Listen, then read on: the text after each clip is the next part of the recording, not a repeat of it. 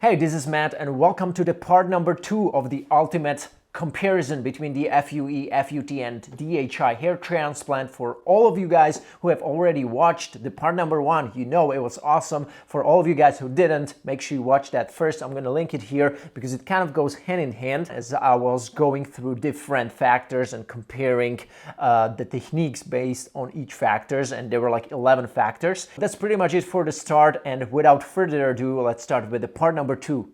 This video is brought to you by GoFiber Hair Building Fibers.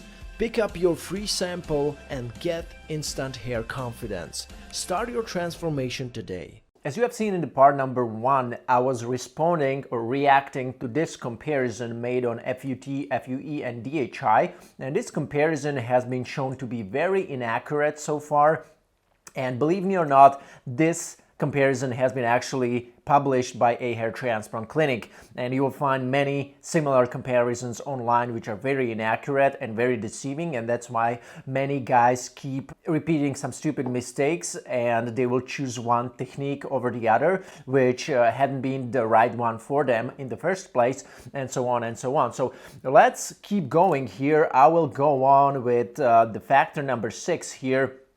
It's going to be hair transplant without incisions, and we will see if this chart will keep being inaccurate and completely incorrect or not.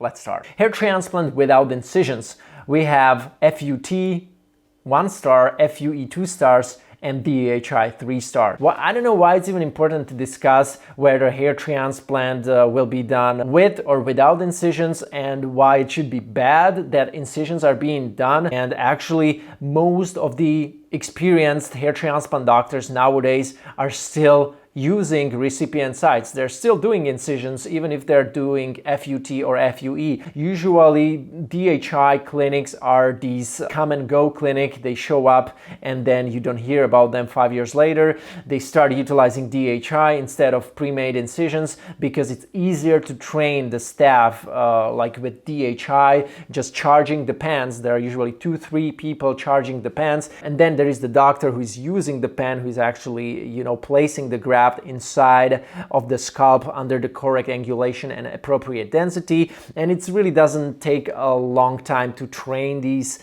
placers to place these grafts inside of the pens. These clinics just want to avoid training technicians for many years to properly place the grafts with a forceps, because the manipulation with the forceps, the learning curve is just much more longer compared to the DHI learning curve, and that's why they want to avoid it. They want to save costs on training technicians for many years, teaching them how to properly manipulate with the forceps, how to properly hold the very fragile grafts between the forceps, and how to properly place the graft in the pre-made incision with the forceps. So that's why they kind of compare it here, but again, there is no point in comparing whether hair transplant is done with or without incisions. And here, in fact, they made it sound as if placing or as if pre-made incisions are something bad, which of course it's not, okay? So again, it doesn't make sense. Hair transplant without shaving,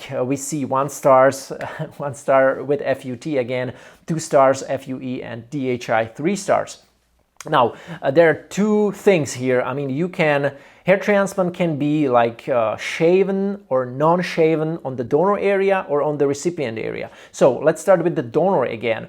You can do FUT actually without shaving the donor area completely. You can just shave the most permanent part of your donor area, and the doctor will take the strip from there, and the sides and everything will remain unshaven. As far as FUE, usually you actually have to shave the whole donor because you want to homogenize the extraction. You don't want to just extract the FUE from this most permanent donor zone, because then it's going to look moth-eaten. So you have to actually shave everything. So here actually FUT is better when it comes down to non-shaving as far as the donor. As far as the recipient area, It's also equally possible to not shave the recipient area if you do FUT, because you can do recipient sites also in between the long hair, even if it's FUT, even if it's FUE, even if it's DHI. So as far as non-shaving the recipient area, FUT, FUE, and DHI would have equal number of stars, equal opportunity.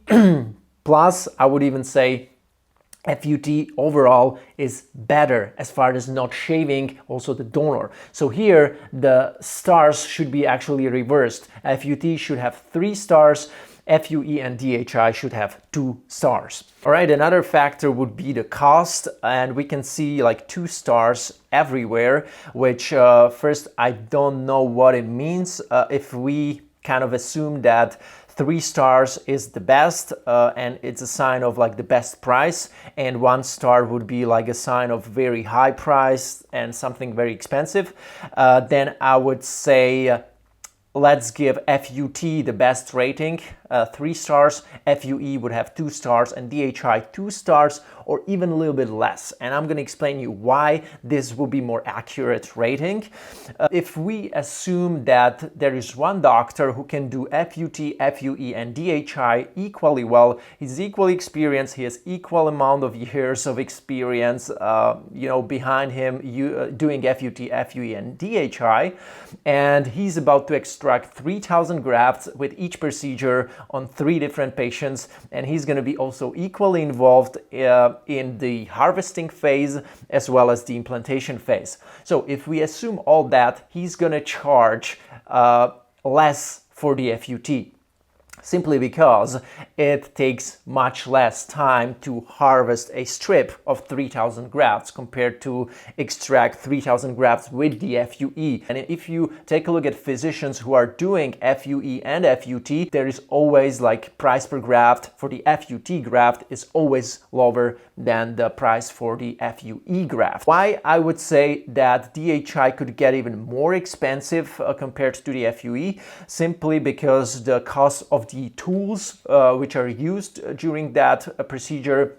For example, during normal FUE, the doctor obviously uses the blades or needles, but usually blades for creating recipient sites, the slits, and these blades are much more cheaper compared to the implanter needles. First of all, doctor needs to buy implanters, which are like $150 each or even more. These are not disposable, but the needles for the implanters, they are disposable, and it can add up like a couple $100 per each transplants to buy these needles for the implanters, and these are disposable. That means that after they can be used only for one patients, and depends on the amount of grafts transplanted during the DHI hair transplant.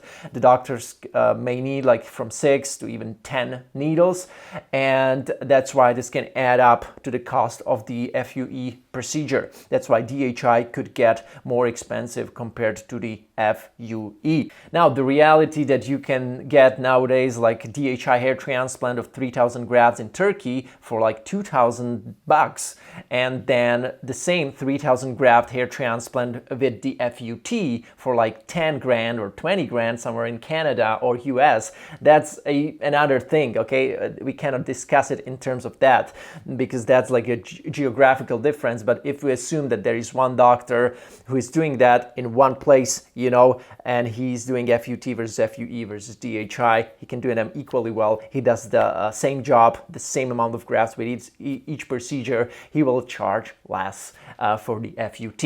Okay, so that's why 3 stars FUT, 2 stars FUE, and 2 stars DHI, or maybe 1.75 stars DHI. Let's come to another factor. Next one. How long the grafts stay out of tissues? And surprisingly, we see DHI having 3 stars, FUE 2 stars, and FUT 1 star only.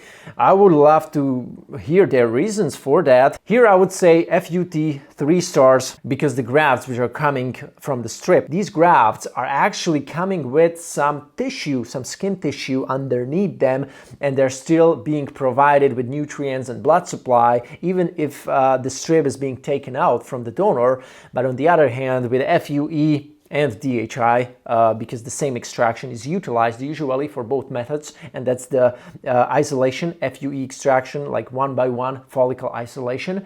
And usually these grafts are very skinny and they're very trimmed and they don't have so much supportive tissue around them, which again is not really good for the survival rate of these grafts. Such skinny grafts should be implanted back into the recipient area as soon as possible after the extraction. With the FUT, the grafts have usually the luxury to stay out of the body for a bit longer because they have this tissue which supports them even if they're out of the body. So obviously FUT should have the highest rating here, followed by FUE and DHI equally, with probably 1 star less. Using the right holding solution for these grafts when they are kept out of the body is very important. For example, hypothermazole has shown a better graft survival ability for the grafts when they were kept out of the body. Storing the grafts under the right temperature, which is usually 1 to 4 degrees Celsius, has shown also a much better survival ability. Many clinics still use also even the normal saline as a holding solution, as long as it's cooled onto like 1 to 4 degrees Celsius and the grafts are not being held there for way too long. It should be also fine for the graft survival. So as you see, there are also many other factors that can influence the graft survival of the grafts while they are out of the body. Returning to daily life quickly. 2 stars FUT, 3 stars FUE and DHI. Here it's true that with FUE and DHI you usually have a faster recovery, simply because FUT scar will need like stitches removal usually after 10 to 14 days, and by the 2-week mark with FUE and DHI you can pretty much already like work out, even swim. Avoid chlorine water, however, until like 3 weeks, but then you can even do that. While with FUT it can be probably 3 weeks. Okay, you don't want to have a heavy workouts with FUT like after 2 weeks after your stitches just being removed. You don't want to get too much blood rushing into your head right away. So probably 3 weeks to 4 weeks would be ideal to start working out more intensively even after FUT. So yeah, I agree that returning to the daily life, including all types of activities you have done before, can take a bit longer with FUT compared to FUE and DHI. So I kind of agree with this point actually. The last point would be less mistake percentage.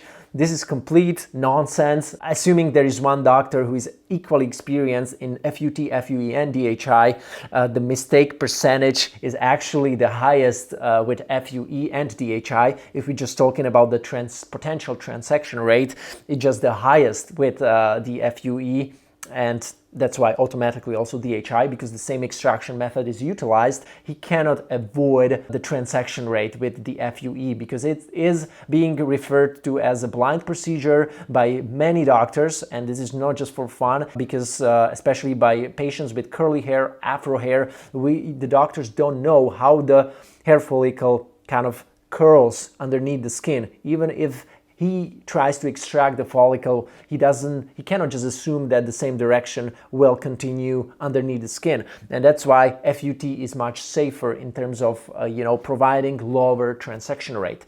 So even assuming the doctor is equally skilled in all of these procedures and he's an expert in all of them, he won't be able to avoid generally higher transaction rate with FUE and DHI. What they probably meant with less mistake percentage was that if you have like unexperienced staff and you want to teach them how to do either FUT, FUE or DHI, you should go for DHI because there is less mistake percentage for the newbie. There are not so many complex things, because if there is one doctor who's doing the placing with the pen and the assistants just have to charge the pen and maybe check if the graft is a single or double, then it's probably, you cannot do many mistakes there, right? Let's be honest. But if you have to train them how to trim the grafts under the microscope, how to maybe place the grafts with a forceps, that's more complicated, and the percentage of doing some other mistakes, it's very high.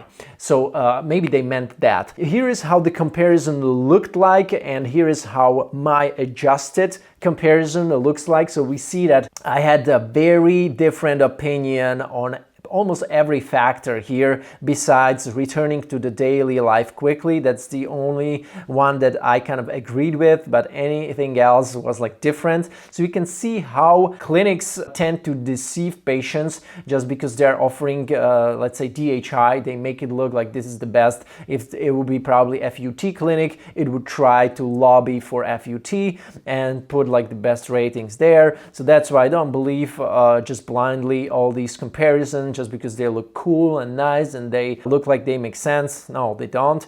They actually forgot to include like many important factors, like for example, transaction rate. It should be there, like FUT versus DHI versus FUE. There should be like over-harvesting of the donor area likelihood. It's the highest with FUE and DHI compared to FUT, because with FUT you're just focusing on a very narrow zone, and then you sew it back. You can utilize the trichophytic closure, which will make the hair grow through the scar. So you can also minimize the scar, and you will pretty much save like big portion of your donor untouched. So actually over harvesting of the donor is higher with FUE and DHI. Also the post-operative effluvium, which we or most of us know more as a shock loss, it's also higher with FUE, and you see all these guys who get like this crazy shock loss. Usually it's temporary. After 3 to 4 months the hair starts growing again, but it's more known for FUE actually and DHI compared to FUT. So these are other parameters which are important. There are so many things that kind of should go into your like whole evaluation and comparison between these techniques, not just what they mentioned here. So they also kind of cherry picked like factors which they kind of made sound like DHI could beat everybody, but DHI couldn't. It's a part of FUE usually, but it can be utilized with both FUT and FUE, okay? Alright guys, that was it for this video. I hope you enjoyed that, and I hope it provided you with some valuable insights. And if you have any questions, make sure you comment down below. Make sure you check out mattdominance.com. Check out my free ebook, 5 Things I Wished I Had Known Before My Hair Transplant. And if you need some serious assistance throughout your hair transplant research, make sure you apply for a consultation with me on mattdominance.com/mentoring, where I can assist you throughout your hair transplant research one-on-one, okay? Also, don't forget the free Facebook group, Hair Transplant Experiences, with over 1,500 members, where also things like these are being discussed. I like to engage in almost every post when I have time, but now we're getting like 5, 6, 7 posts a day, which sometimes I don't manage to respond to, but I try my best, guys. So make sure you check out the Facebook group as well, where you can exchange valuable experience with other guys in the group as well, okay? So that was it for this video. Thank you so much for watching again. Peace.